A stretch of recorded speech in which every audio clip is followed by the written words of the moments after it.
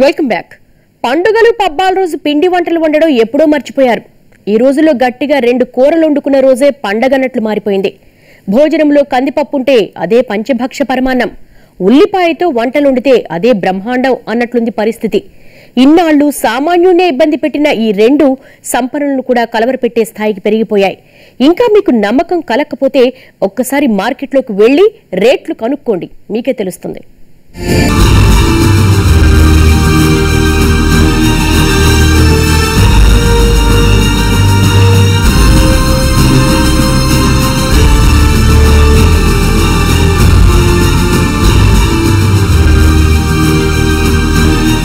సామాన్యుడి భోజనంలోనే కాదు, సంపన్నుల డైలీ మెనూలో కందిపప్పు కంపల్సరీ.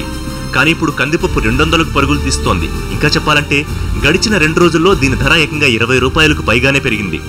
విషయం ఏంటంటే పప్పు ఉప్పుల ధరలు కాలానుగుణంగా పెరగడం కామనే అయినా ఈసారి మాత్రం ఏడాదిలో రేట్లు రెట్టింపయ్యాయి. లాస్ట్ ఇయర్ ఇదే టైంలో మేలు రకం కందిపప్పు కిలో 75 రూపాయలుంటే ఇప్పుడది 150కి వచ్చి చేరింది. ఇప్పుడు చిన్న చితక కిరాణా షాపుల్లో కందిపప్పు 135 రూపాయల నుంచి 150 వరకు ఉంది. ఇక సూపర్ మార్కెట్లలో కిలో సూపర్ ఫైన్ కందిపప్పు 175 వరకు పలుకుతోంది. పరిస్థితి ఇలాగే కొనసాగితే అది 200 దాటిపోయినా ఆశ్చర్యపోనక్కర్లేదు. ఇంత పెరిగిన కంది ధరను తట్టుకోలేక దాని వినియోగమే తగ్గించేస్తున్నారు.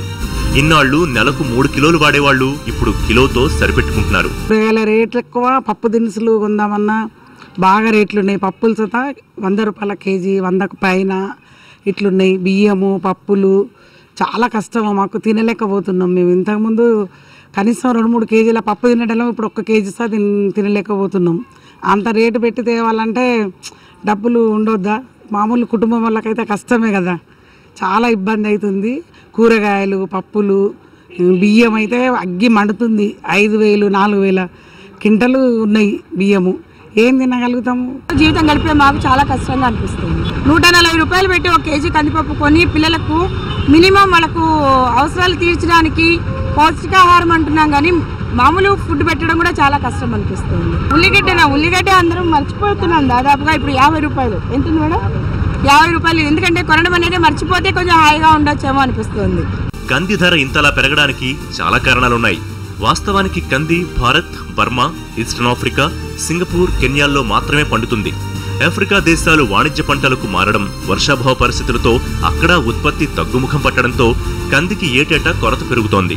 దీనికి తోడు భారత్లో కంది పండే మధ్యప్రదేశ్, యూపీ, రాజస్థాన్, కర్ణాటక రాష్ట్రాల్లో అనుకున్నంతగా దిగుబడి రాలేదు. గతంలో మద్దతు ధర తక్కువగా ఉండడంతో కందిపై ఎవరూ పెద్దగా ఆసక్తి చూపలేదు. ఈ ఏడాది కంది సాగు కూడా 2.78 లక్షల హెక్టార్లకు గాను కేవలం 2.12 లక్షల హెక్టార్లకే పరిమితమైంది. దీనికి తోడు వర్షాభావ పరిస్థితులతో రాష్ట్రంలో కూడా కంది దిగుబడి 15% తగ్గిపోయింది. మరోపక్క ఆహార గోదాముల్లో నిల్వలు కూడా నిండుకున్నాయి. 2 తెలుగు రాష్ట్రాల్లో ఏడాదికి 2 లక్షల టన్నుల కందిపప్పు అవసరం ఉండగా వాస్తవానికి వచ్చిన దిగుబడి కేవలం 80,000 టన్నులు మాత్రమే. రబీలో సాగు తగ్గి లభ్యత 41% పైగా తగ్గింది. ఇవన్నీ కలిసి కంది రేటును పరుగులు పెట్టించాయి. 10 రోజుల కిందట 100కి దగ్గరగా ఉన్న కంది ధర ఇంతలోనే 150కి రీచ్ అయిపోయింది.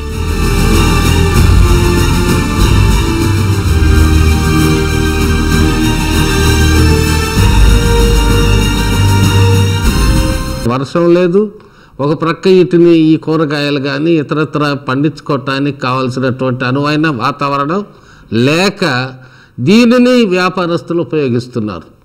ఇప్పుడు ఇక్కడ మనకి ఈ దేశాల్లో జరిగేటువంటిది నాకు బాగా తెలుసు. ఇక్కడ పండించినటువంటి పంటని కొంత దాన్ని ఇటు దుబాయ్లోను, శ్రీలంకలోను, ఇతర కొన్ని పక్కనున్నటువంటి దేశాల్లో అక్కడికి సరఫరా చేసుకొని అక్కడ దాచిపెట్టుకొని ఇక్కడ ఎక్కువ రేట్లు వచ్చినప్పుడు అటు నుంచి ఇటు తెచ్చుకోవటం కూడా జరుగుతుంది ఇప్పుడు మార్కెట్లో. మరి ఇది అక్కడ పండింది కాదు, మళ్ళీ మనవాళ్ళు ఇక్కడ పండించినటువంటి దాన్ని అక్కడికి తీసుకెళ్ళి ఈవెన్ బర్మా నుంచి కూడా మనకి వస్తున్నటువంటి అవకాశాలు ఉన్నాయి. ఒక్క కందిపప్పే కాదు, అన్నింటి ధరలు ఇలాగే 40%కి పైగా పెరిగిపోయాయి. వీటికి తోడు పెరుగుతున్న డిమాండ్ను దృష్టిలో పెట్టుకుని పెద్ద ఎత్తున కందిపప్పు బ్లాక్ మార్కెట్కు తరలుతూ ఉండడం కూడా ధరల్ని పెంచేస్తూ వస్తోంది. ఇప్పుడు మెనువులు 140 రూపాయలకు పైమాటే ఉన్నాయి. పెసరపప్పు కూడా 110 నుంచి పెరుగుతోంది. శనగపప్పు 80 రూపాయలకు చేరువైంది. ఇక కిలో చింతపండు, ఎండుమిర్చి కూడా సెంచరీలు క్రాస్ అయిపోయాయి. ఇవన్నీ కాదు, ఇప్పుడు నూనెల ధరలు కూడా సలసలా కాగిపోతున్నాయి.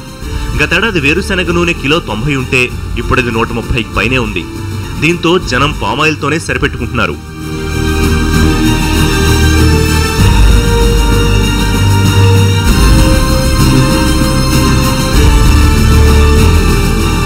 వేసుకునే వాళ్ళం అండి. రైస్ ప్యాకెట్ కలిసి తీసి వాళ్ళం సైడ్కి, పిల్లల స్కూల్ ఫీజు, ఆటో ఫీజు, మరి మామూలు కిరాణి సామాన్లు అవన్నీ తీసుకునే వాళ్ళం అండి. ఇప్పుడు అవి కూడా చాలట్లేదు. దాని మీద ఇంకా 3,000-4,000 పడుతుంది. దానికి మేము తట్టుకోలేకపోతున్నాం. రానున్న కాలంలో ఇంకా ఎలాగుంటుందని భయం వేస్తుంది. దీనికి తోడు ఈసారి నైరుతి రుతుపవనాలు సకాలంలో రాకపోవడం కూరగాయల సాగుపై తీవ్రమైన ప్రభావం చూపింది.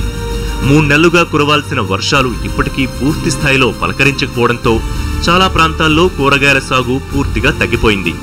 ఇది అమాంతం అన్నింటి ధరల్ని దారుణంగా పెంచేసింది. దీనికి తోడు దళారులు కూడా కూరగాయల లోటును సాకుగా చూపి రేట్లను అమాంతం పెంచేస్తున్నారు. రైతు బజార్లలో కూడా కూరగాయల ధరలు సామాన్యుడికి తీవ్ర గాయాలు చేస్తున్నాయి.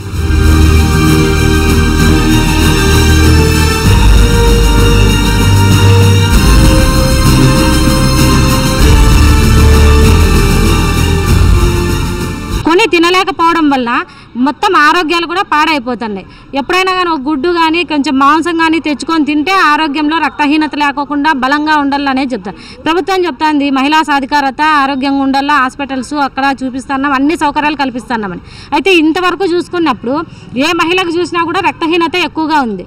ఎందుకుంది అంటే కుటుంబంలో ఉండే సంపాదనలో తీసుకొచ్చిన సరుకుల్లో భార్యకి, భర్తకి, పిల్లలకి పెట్టి భార్య ఉండే అరాకొర తినడం వల్ల భార్యకి విపరీతమైన రక్తహీనత, అసలు రక్తం లేకపోవడము, గర్భిణీ స్త్రీలు అయితే గిన కడుపులోనే అబార్షన్లు జరగడం, ఇట్లాంటివన్నీ జరుగుతున్నాయి.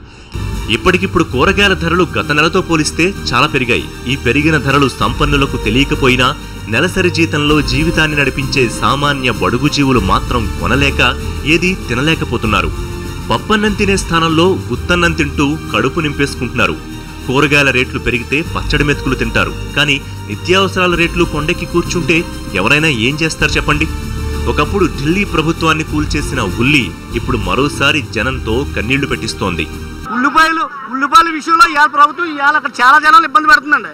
మనం నేను ఆధార్ కూడా తెచ్చుకున్నాను. ఇప్పుడు అక్కడ ఇవ్వనన్నారండి, ఇంటికి వెళ్ళిపోతున్నానండి. మరి ఏం చేస్తాం? అది ఎక్కడ పక్కన 10 కిలోమీటర్లు ఊరండి ఉంటుంది. బయట వెళ్ళి అడిగితే 50 రూపాయలు అంటాడండి ఉల్లిపాయలు బండి మీద. మరి మా కూడా సామాన్యులు ఓడి మీద కష్టపడుకున్న వాళ్ళు, ఆటోలో ఉన్న బక్కోలు కానీ వెళ్ళటోళ్ళు ఎవరు కొనుక్కునే పరిస్థితి ఏమో అనపడుతుంది. మగాళ్ళు ఏమంటారండి, టైం అయింది, ఇంత టైం అయింది, వంట చేయలేదట అడుగుతారు. అలాగే కదండి అడుగుతారు. పిల్లలకి స్కూల్కి క్యారేజీలు తీసుకెళ్ళాలి, కొనుక్కోలేం కదా, అందుకే కదా లైన్లో నిలబడేది. వర్షాలు లేక ఈ ఏడాది ఉల్లి దిగుబడి పూర్తిగా పడిపోయింది. మరోపక్క ఉత్తరాదిన ఉల్లి నిల్వలు కూడా అయిపోయాయి. ఇప్పుడు దేశంలో మెట్రో నగరాల్లో ఉల్లి రేటు కిలో 70కి దగ్గరలో ఉంది. పరిస్థితి ఇలాగే కొనసాగితే రాబోయే వారం రోజుల్లో ఇది కూడా 100కి రీచ్ అవుతుందేమో అన్న భయం పుట్టుకొస్తోంది. ఇప్పటికే ఉల్లి ఘాటుకు సామాన్యుడి దిమ్మ తిరిగిపోతే ఇకపై సంపన్నులు కూడా అత్తిరిపోయేలా ఉంది.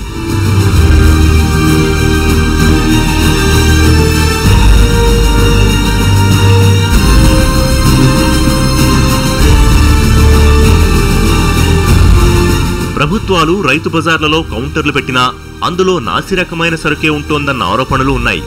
అయినా సరే ఏదో ఒకటి కొందామన్నా అక్కడ చాంతాడంత క్యూ లైన్లు నగరవాసుల్ని భయపెడుతున్నాయి. స్టోరీ బోర్డులో మరి షార్ట్ బ్రేక్.